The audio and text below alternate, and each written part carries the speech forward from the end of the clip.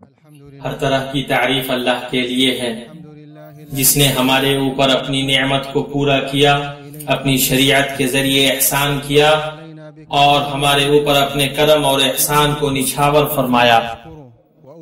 میں اس پاک ذات کی حمد بیان کرتا ہوں، اس کا شکر ادا کرتا ہوں، اس کی ثنا اور عظمت بیان کرتا ہوں۔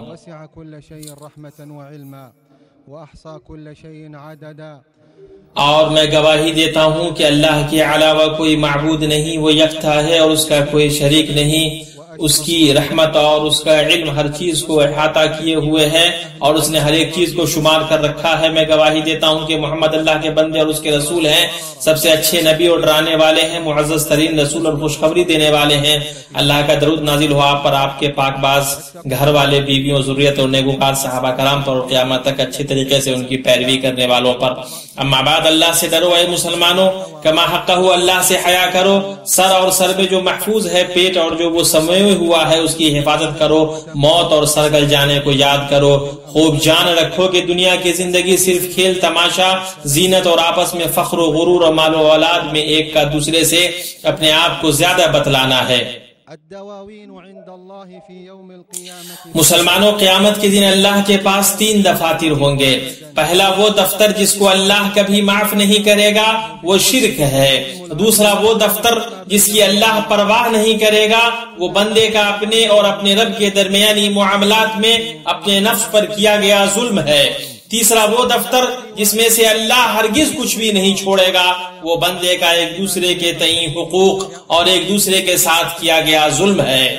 اس دفتر کو اللہ نہیں چھوڑے گا یہاں تک کہ بندوں سے بندوں کے لیے بدلہ لے لے گا اور ہر حقدار کے لیے اس کا حق وصول کر لے گا، بلکہ چوپائے بھی اللہ انہیں مٹی میں تبدیل نہیں کرے گا یہاں تک کہ بغیر سینگ والی بکری کو سینگ والی بکری سے بدلہ نہ دلا دے گا۔ یہ بڑی چیز ہے جس سے سچا مسلمان ڈرتا ہے اور حریص رہتا ہے کہ بندے کے حقوق سے اس دنیا میں ہی چھٹکارا حاصل کر لے، اور اس دنیا سے اس حال میں جائے کہ لوگوں کے حقوق اور عزت و آبرو سے اس کی پیٹھ ہلکی ہو، ان کے مال سے اس کا پیٹ خالی ہو۔ اس کے بعد حقوق العباد کے وہ بڑے معاملے جن میں بہت زیادہ ایک دوسرے کے ساتھ ظلم اور کوتاہی ہوتی ہے، وہ قرض اور قرض لینے کا معاملہ ہے۔ یہ وہ مسئلہ ہے جو مسلم اور دوسرے معاشرے میں پھیل گیا ہے اور عام ہو گیا ہے۔ بہت سارے لوگ ہمیں قرض دینے اور لینے والے ملتے ہیں۔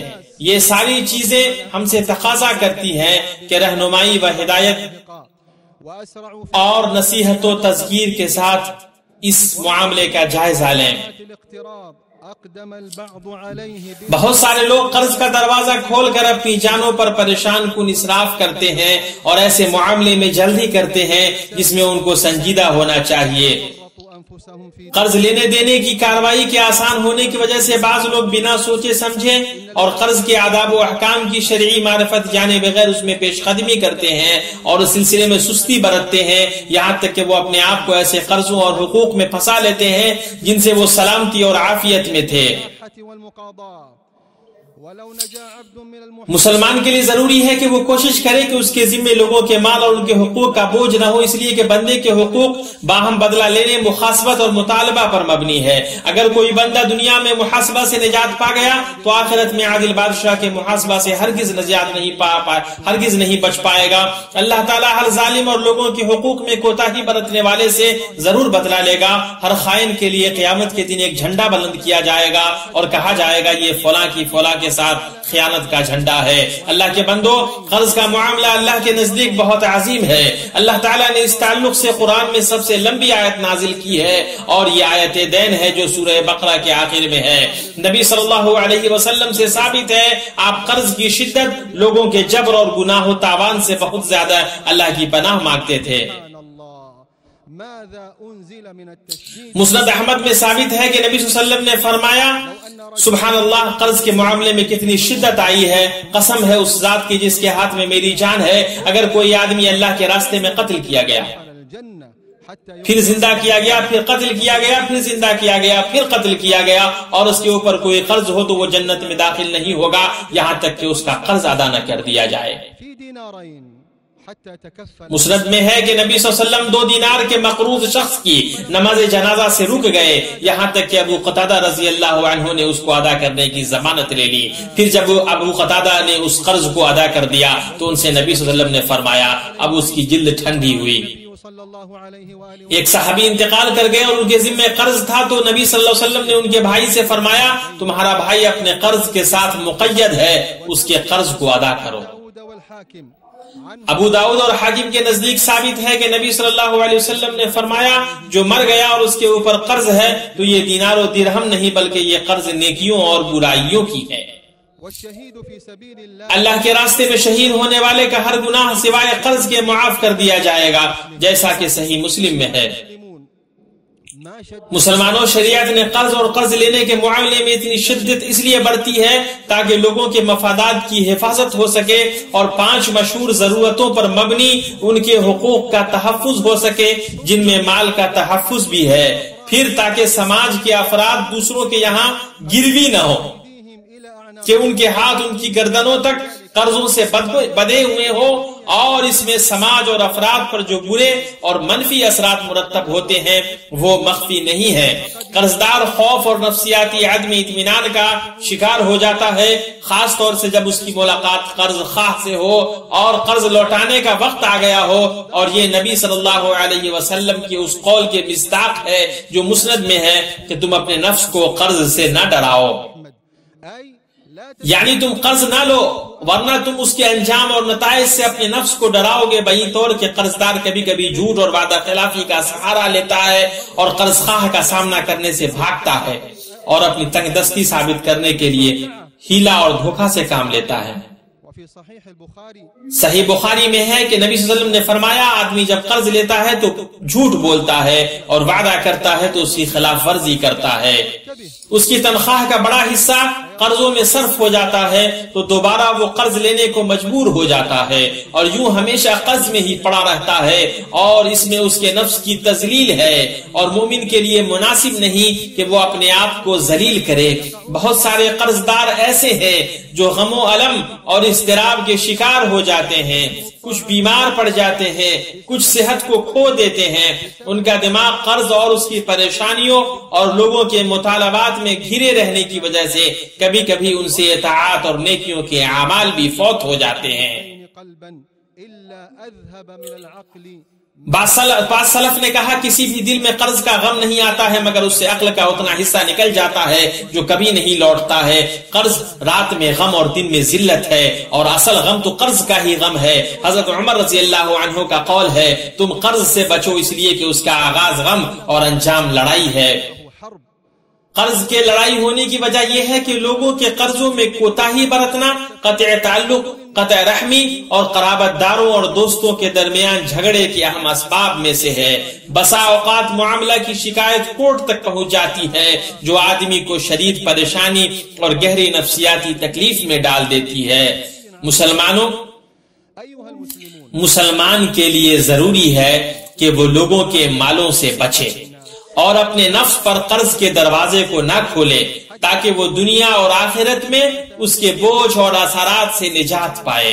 وہ خود کو اور اپنے گھر کے لوگوں کو قناعت صبر اور اللہ تعالیٰ نے اس کے لیے رزق اور دنیا کے سامان میں سے جو کچھ مقدر کر دیا ہے اس کی رضامندی پر عادت ڈلوائے. خرچ کرنے میں کفایت شعاری اور اعتدال و میانہ روی کی کتنی ہی عظیم برکت ہے. فخر و مباحات اور زمانے کے ساتھ چلنے اور اس کی ضروریات کو پورا کرنے کے لیے مسلمان مال کو خرچ کرنے میں اسراف اور فضول خرچی کی آفت سے بچے کیونکہ اس میں کوئی فائدہ نہیں ہے. اس لیے کہ یہی چیز قرض میں پڑنے کے پھیلے ہوئے عام برے اسباب میں سے ہے. ان تمام کے باوجود شریعت نے قرض لینے اور دوسرے کے مال سے مدد لینے سے مطلقاً منع نہیں کیا ہے لیکن اس نے چند نفع بخش نصیحتوں کی طرف رہنمائی کی ہے جس کے ذریعے مسلمان اس معاملے میں قرض کے برے اثرات اور اس کے تکلیف دہ نقصان سے نجات پا سکتا ہے. مسلمان کے لیے ضروری ہے کہ وہ مباح معاملے میں ہی قرض لے تب جبکہ وہ اس کے لیے مجبور ہو اور جب اپنی زندگی کو چلانے کے معاملے میں اس کا محتاج ہو۔ جن چیزوں کی اسے ضرورت نہیں ہے جیسے فضول اور تعیش پرستی کی چیزیں، یا جن چیزوں کو اللہ نے حرام قرار دیا ہے جیسے گناہ کے کام، ان میں وہ قرض لینے سے بچے۔ وہ اس چیز کا پختہ عزم و ارادہ کرے کہ وہ قرض خواہ کو اس کا قرض لوٹائے گا، اس لیے کہ قرض کو لوٹانے کا پختہ ارادہ اور مباح چیز کے لیے لیا گیا قرض دار کے لیے اللہ تعالیٰ کی مدد کے اہم اسباب میں سے ہے۔ جیسا کہ ابن ماجہ کی روایت ہے، نبی صلی اللہ علیہ وسلم نے فرمایا اللہ تعالیٰ قرض دار کے ساتھ ہے یہاں تک کہ وہ اپنا قرض چکا دے، تب تک جب تک کہ وہ قرض اس معاملے میں نہ ہو جس کو اللہ ناپسند کرتا ہے۔ اسی طرح نبی صلی اللہ علیہ وسلم نے فرمایا کوئی ایسا آدمی نہیں ہے جو قرض لیتا ہے اور اللہ تعالیٰ اس کی طرف سے یہ بات جان رہا ہوتا ہے کہ وہ اپنا قرض ادا کرنا چاہتا ہے تو اللہ اس کی طرف سے قرض ادا کر دیتا ہے۔ جب مسلمان قرض کے لیے مجبور ہو تو اسے چاہیے کہ وہ مباح طریقے سے قرض لے جس میں کوئی شبہ نہ ہو، دھوکہ نہ ہو اور سود کے لیے کوئی ہیلا بازی نہ ہو، اور جو حرام طریقے سے قرض لے گا تو اسے نہ لوٹانے کی توفیق ہوگی اور نہ اس کی مدد ہوگی، اور وہ ایسا ہی ہوگا جیسے کوئی آدمی گرمی کی شدت سے بچنے کے لیے آگ کی پناہ لے۔ قرض دار اور قرض خواہ دونوں کے لیے ضروری ہے کہ قرض کا معاہدہ بنا لے اور اس کو لکھ لے اور اس پر گواہ بنا لے، جیسا کہ اللہ نے آیت دین میں حکم دیا ہے۔ دونوں فریق قرض کو لکھنے میں حرج محسوس نہ کریں اور نہ اس کا معاہدہ بنانے میں اکتائیں، خواہ وہ قرض چھوٹا ہو یا بڑا، کیونکہ یہی اللہ کے نزدیک زیادہ عدل پرور، حق سے زیادہ قریب اور قابل اعتماد ہے۔ قرض دار کو میعاد مقرر پر قرض لوٹانے کا حریص ہونا چاہیے اور اپنی ذمہ داری سے بری ہونے کی جلد کوشش کرنی چاہیے۔ حدیث میں ہے کہ نبی صلی اللہ علیہ وسلم نے فرمایا اللہ کے پسندیدہ بندے موفور اور مطیبون ہیں، اسے طبرانی اور ابو نعیم نے روایت کیا ہے، یعنی جو لوگ حقوق کو پورا کرتے ہیں اور انہیں ادا کرتے ہیں اس کے لیے جائز نہیں کہ وہ ٹال مٹول سے کام لے یا آج کل کرے جبکہ اس کے پاس اتنا مال ہے کہ لوٹا سکتا ہے، اس لیے کہ ٹال مٹول سے کام لینے میں قرض دینے والے کے لیے اذیت ہے، جس کا حق تو یہ تھا کہ اس کا شکریہ ادا کیا جاتا اور اس کا مال لوٹا دیا جاتا، نہ یہ کہ اس کے ساتھ ٹال مٹول اور ہیرا بازی سے کام لیا جاتا، جو کہ فی الحقیقت فطرت کی رسالت اور نفس کا گھٹیا پن ہے۔ یہ ایسا ظلم ہے جسے اللہ تعالیٰ پسند نہیں کرتا ہے، جیسا کہ صحیح حدیث سے ثابت ہے کہ مالدار آدمی کا ٹال مٹول ظلم ہے، اور مسند میں ہے قرض کا بدلہ تعریف اور ادائیگی ہے، یعنی قرض دینے والے کا شکر اس طرح ہوگا کہ اس کی تعریف کی جائے، اس کا شکریہ ادا کیا جائے اور جلدی اس کو لوٹایا جائے۔ مسلمانوں جو اپنی مباح حاجت کے لیے قرض لینے کو مجبور ہو جائے اور شرعی طریقہ سے لے اور اس بات پر وہ عزم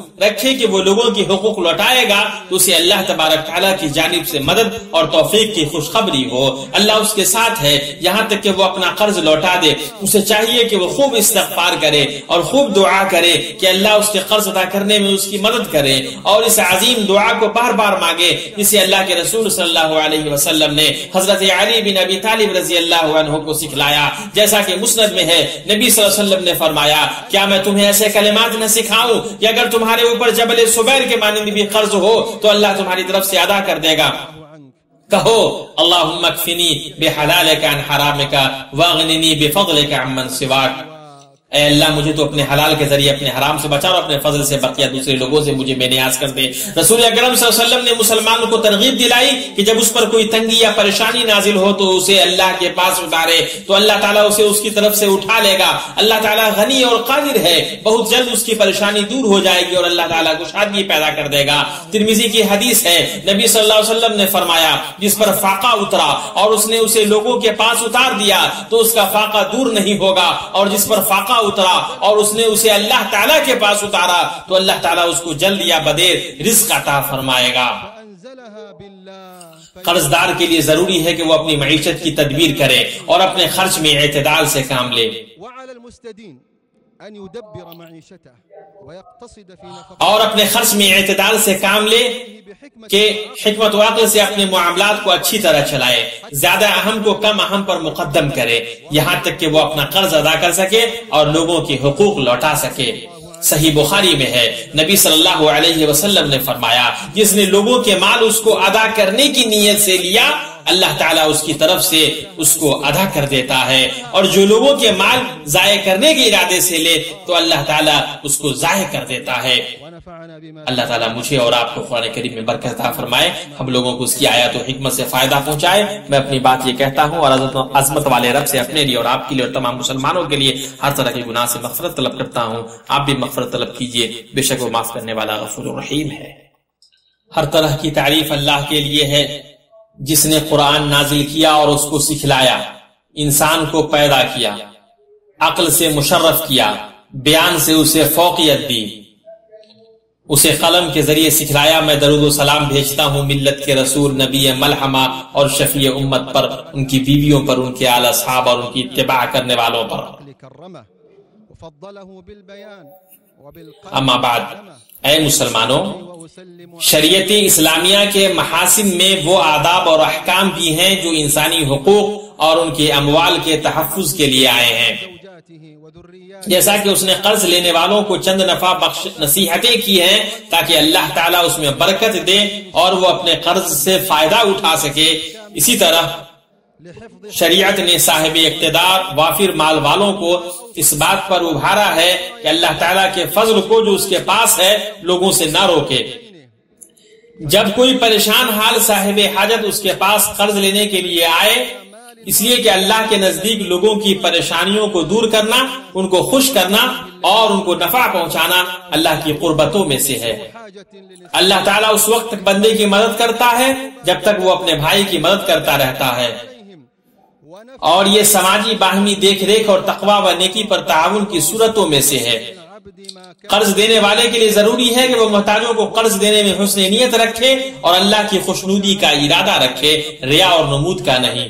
ہم تو تمہیں صرف اللہ تعالیٰ کی رضامندی کے لیے بلاتے ہیں، کھلاتے ہیں، نہ تم سے بدلہ چاہتے ہیں نہ شکر گزاری۔ قرض دینے والوں کے لیے ضروری ہے کہ وہ قرض دار کے تئیں صبر سے کام لے، اس پر احسان نہ جتائے اور نہ اس پر فخر کرے۔ مناسب یہ ہے کہ قرض داروں کو مہلت دے اور بار بار مطالبہ کر کے انہیں اذیت نہ پہنچائے، خاص طور سے جب اس کی طرف سے ٹال مٹول اور ہیلا بازی نہیں دیکھی جاتی ہو۔ اسی طرح قرض خواہ کے لیے بہتر ہے کہ وہ قرض دار کو مہلت دے جب وہ اپنی پریشانی اور ضرورت کی وجہ سے ان سے مہلت کا مطالبہ کریں۔ جب اس کا دل راضی ہو تو وہ ان سے قرض مانگنے میں ڈھیر سے کام لے یا معاف کر دے، تو یہی اصل میں احسان، فیاضی اور شرف ہے۔ صحیح مسلم کی روایت ہے، نبی صلی اللہ علیہ وسلم نے فرمایا جس نے کسی تنگ حال کو مہلت دی اور اس میں جلد بازی نہیں مچائی یا معاف کر دیا تو اللہ تعالیٰ اس کو اس دن سایہ نصیب کرے گا جس دن اس کے سائے کے علاوہ کوئی سایہ نصیب نہیں ہوگا۔ مسند احمد کی روایت میں نبی صلی اللہ علیہ وسلم نے فرمایا جس نے تنگ حال کو مہلت دی تو ہر دن اس کے لیے اس کے بدلے صدقہ کی طرح ہے، اور دوسری روایت میں ہے کہ اس کا 2 گنا، یعنی جتنا اس نے مہلت دیا ہوگا یا معاف کر دیا ہوگا اس کے بقدر اس کے لیے ہر روز صدقہ ہے۔ صحیحین میں ہے کہ ایک آدمی لوگوں کو قرض دیا کرتا تھا، تو اس کے پاس جب کوئی پریشان حال آدمی آتا تو وہ اپنے نوکروں سے کہتا ان سے درگزر کرو، شاید کہ اللہ بھی ہم سے آخرت میں درگزر کرے۔ آپ نے کہا تو اس نے اللہ تعالیٰ سے ملاقات کی، اللہ نے اس سے درگزر یعنی بخش دیا۔ شریعت نے اس پر ابھارا ہے کہ جو خوشحال اور اہل فضل ہیں وہ ان محتاجوں اور ضرورت مندوں کے قرض کو اپنی طرف سے ادا کر دیں جن کے قرض لوٹانے کا وقت مقرر آ گیا ہے اور وہ اپنا قرض ادا نہیں کر سکتے ہیں، اور جو اپنے قرضوں میں قید ہو کر رہ گئے ہیں، خواہ وہ اپنی زکوٰۃ سے یا کسی اور چیز سے اس کو ادا کریں۔ اللہ تعالیٰ نے مصارف زکوٰۃ میں سے مقروضوں کو بھی دینا بتلایا ہے، خاص طور سے جب قرضدار کوئی بیٹا یا باپ ہو، اس لیے کہ اگر کوئی والدین کی طرف سے، بیٹوں کی طرف سے، شوہر یا بیوی کسی ایک کی طرف سے قرضوں کی ادائیگی کرتا ہے تو اس کے لیے 2 اجر ہے، ایک قرابت اور صلہ رحمی کا اجر اور دوسرا پریشانی کو دور کرنے کا اجر۔ بیٹے اپنے والدین کے ساتھ چاہے جتنی بھلائی کر لیں وہ اس کا پورا شکر ادا نہیں کر سکتے ہیں اور نہ ان کا بدلہ دے سکتے ہیں۔ صحیح مسلم کی روایت ہے بیٹا اپنے باپ کا بدلہ نہیں ادا کر سکتا ہے مگر یہ کہ وہ اس کو غلام کی حالت میں پائے اور خرید کر آزاد کر دے۔ بیہقی کے شعب الایمان میں ہے کہ عبداللہ بن عمر نے ایک آدمی کو دیکھا، وہ اپنی ماں کو اپنی پیٹھ پر اٹھا کر طواف کر رہا تھا۔ اس آدمی نے کہا اے عبداللہ بن عمر، آپ کا کیا خیال ہے کہ میں نے اپنی ماں کا حق ادا کر دیا ہے؟ عبداللہ بن عمر نے فرمایا تم نے ولادت کے وقت کی ایک آہ کا بھی بدلہ ابھی تک نہیں چکایا ہے۔ مسلمانوں قرض خواہ کو چاہیے کہ لوگوں کو اس نے جتنا اصل مال قرض دیا ہے اس سے زیادہ کا مطالبہ نہ کرے، اس لیے کہ جاہلیت کا سود ہے۔ قرض کی وجہ سے قرضدار سے کوئی بھی فائدہ لینے سے بچے، اس لیے کہ وہ اس مشہور قاعدے میں داخل ہو جاتا ہے کہ ہر قرض جو نفع کھینچے وہ سود ہے۔ فإن ذلك هو صريح الربا صريح ربا الجاهلية وليحذر أيضا کہ ہر قرض جو نفع کھینچے وہ سود ہے۔ بہت سارے اسلاف ایسے تھے جو کسی کو قرض دیتے تو اس کی کوئی چیز یہاں تک کہ اس کے کھانے کی دعوت بھی قبول نہیں کرتے تھے جب تک کہ وہ ان کا قرض نہ لوٹا دیتا، اس بات سے ڈرتے ہوئے کہ کہیں وہ ایسے نفع میں نہ پڑ جائیں جسے قرض نے کھینچا ہے۔ یہ ان کے کمال خشیت اور پرہیزگاری کی وجہ سے تھا۔ عبداللہ بن عباس رضی اللہ عنہما کا قول ہے جب آپ کسی کو قرض دیجئے تو اس سے نہ پانی کا ہدیہ اور نہ کسی جانور کی سواری عاریتن ہی قبول کیجئے۔ ابن منذر نے اس پر علماء کا اجماع نقل کیا ہے۔ ہمارے لیے کتنا زیبا ہے کہ ہم شریعت کے آداب اور تعلیم سے لیس ہوں، انہی میں اللہ کی قسم بے نیازی، کفایت، ہدایت اور درستگی ہے۔ اے اللہ کے بندو، درود و سلام بھیجیے ہم لوگوں کے سردار اور حبیب اللہ کے رسول صلی اللہ علیہ وسلم پر، اس لیے کہ اللہ نے ہمیں ان پر درود و سلام بھیجنے کا حکم دیا ہے، جیسا کہ اس نے اپنی محکم کتاب کے اندر بیان فرمایا۔ اللہ تعالیٰ اور اس کے فرشتے اس نبی پر رحمت بھیجتے ہیں۔ اے ایمان والو، تم بھی ان پر درود بھیجو اور خوب سلام بھی بھیجتے رہا کرو۔ إن الله وملائكته يصلون على النبي يا أيها الذين آمنوا صلوا عليه وسلموا تسليما وثبت عنه صلى الله عليه وآله وسلم أنه قال أكثروا من الصلاة عليه فإن الله وكل بي۔ اے اللہ، درود و سلام نازل ہو ہمارے نبی حبیب سردار اور ہمارے پیشوا محمد صلی اللہ علیہ وسلم پر، ان کی آل و اولاد پر، ان کی بیویوں، ان کے ذریات پر، تمام مقدس و پاک صحابہ کرام پر، خاص طور سے ابوبکر، عمر، عثمان اور علی رضی اللہ عنہم پر۔ اے اللہ، اسلام اور مسلمانوں کو تو عزت عطا فرما۔ اے اللہ، اسلام مسلمانوں کو غلبہ عطا فرما اور شرک اور مشرکوں کو رسوا کر دے۔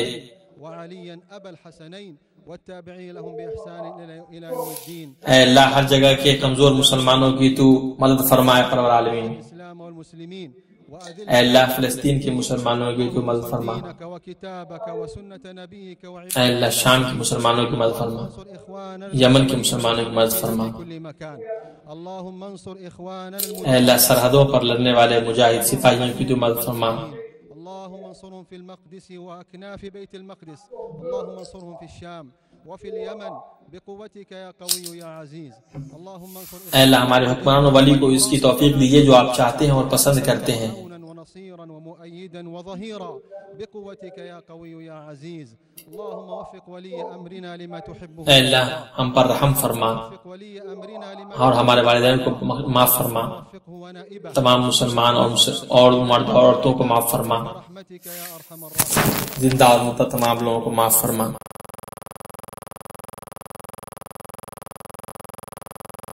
عباد الله، صلوا وسلموا على سيدنا رسول الله، فقد أمرنا بذلك الله حيث قال إن الله وملائكته يصلون على النبي يا أيها الذين آمنوا صلوا عليه وسلموا تسليما، وثبت عنه صلى الله عليه وآله وسلم أنه قال أكثروا من الصلاة علي فإن الله وكل بي ملكا عند قبري فإذا صلى علي رجل من أمتي قال لي ذلك الملك يا محمد إن فلان ابن فلان صلى عليك الساعة، فاللهم صل وسلم وبارك على نبينا وحبيبنا وسيدنا وقدوتنا محمد وعلى آله وأزواجه وذرياته وصحابته الكرام، وخص منهم أبا بكر الصديق وعمر الفاروق وعثمان ذا النورين وعليا أبا الحسنين والتابعين لهم بإحسان إلى يوم الدين.